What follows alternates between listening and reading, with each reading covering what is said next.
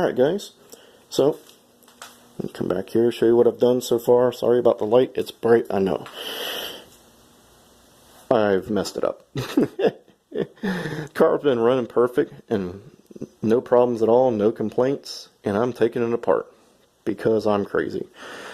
So we got the turbo off, we got the carburetor off, got the deck lid off.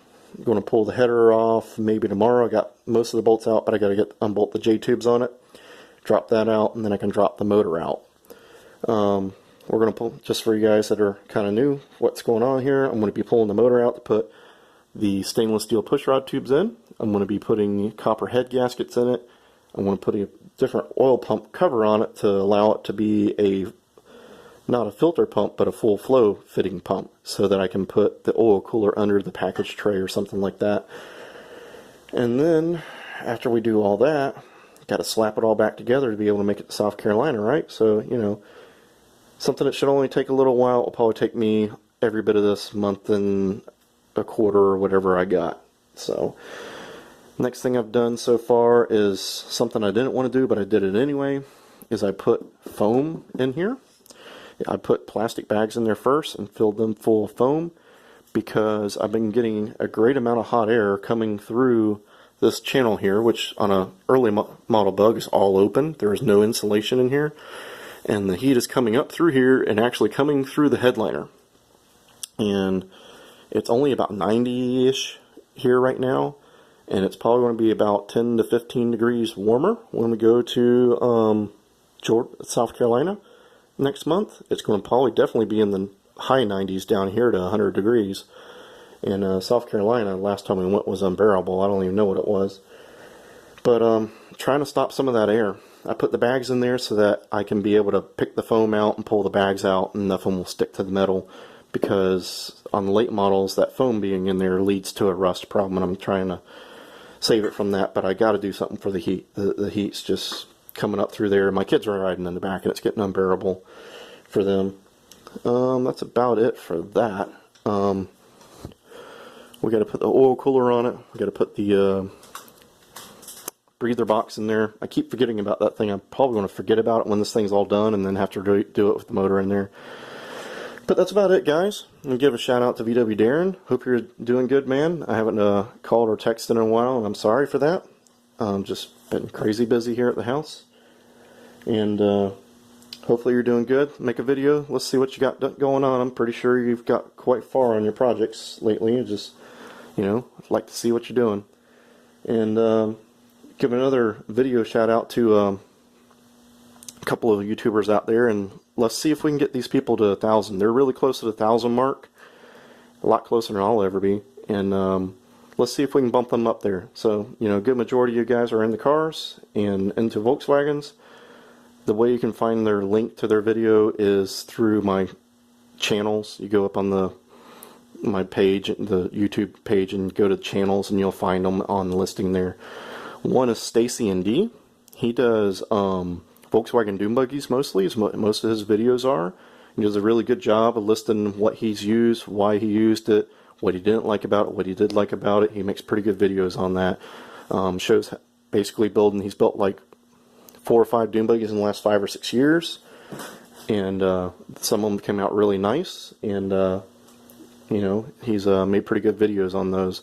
He's made such good videos that actually, when you go to Barry and Buggies, or Acme Car Company is the main company, is what it's named, but Barry and Buggies uses his videos on their website. They have a link like how-to videos, and it's a list of his videos. So, you know, basically they're using them as instructions. So go check him out. He's also into American muscle cars, and he's got some really cool ones that he's been working on lately. So let's go get him up to that 1,000 subscriber mark. I remember he's pretty close. Scott in Florida, I know that he's pretty close to it. I think he was around 800 or something like that. I know he goes over and helps VW Darren a couple every now and again, and he does a lot of little car videos, and he's kind of like does mechanic work at his house and stuff. So they're really neat. That, you know, just things you don't think about. You know, something if you're going to buy a car or look at a car, watch some of his videos, because people bring a car to him and they want him to give a once-over. It's amazing the things he finds, you know, and it's just sometimes it's plain out there, but just something to look at. So go give him a subscription if you like his stuff. You know, go check him out, and let's try and get them to that 1,000 mark. Next thing is a replacement for Roadkill in kind of a way. It's I think it's called the House of Muscle. It was on Motor Trend's channel for a year or so, and then they moved. When Motor Trend got bought out by Discovery, apparently I guess they own the show, unlike the guys from Roadkill. They don't own the show. Discovery owned it. I mean, Motor Trend owned it. But they actually still had the rights to the show, so they left and are still on YouTube. And it's called the House of Muscle.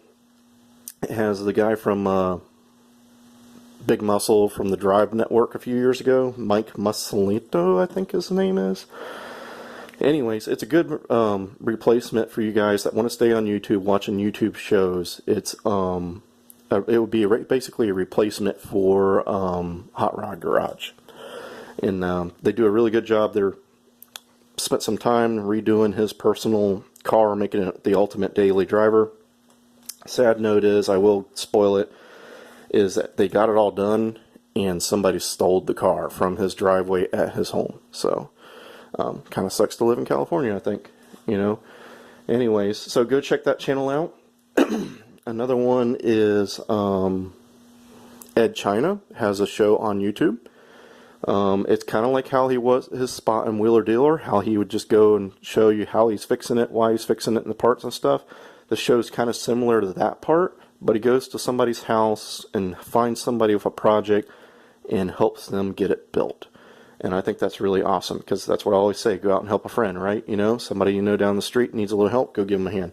And that's what his show is doing. So, I don't remember how to get to his channel, because it's not, he has his own personal channel, and then there's like Ed China Regenerates, I think is what it's called. So you might just have to Google it and find it out. But, you know, he's got a new show, and the first one is the Volkswagen. He's helping some guy fix a Volkswagen. So, anyways, guys, the video's getting kind of long. Try and cut it short. Go check those guys out, and I'll see you guys later. And if you're new to the channel, please like and subscribe and share. And let's get our cars running out. You know, it's getting hot. We got to have them moving. It gets hitting, you know, it's hotter just sitting there.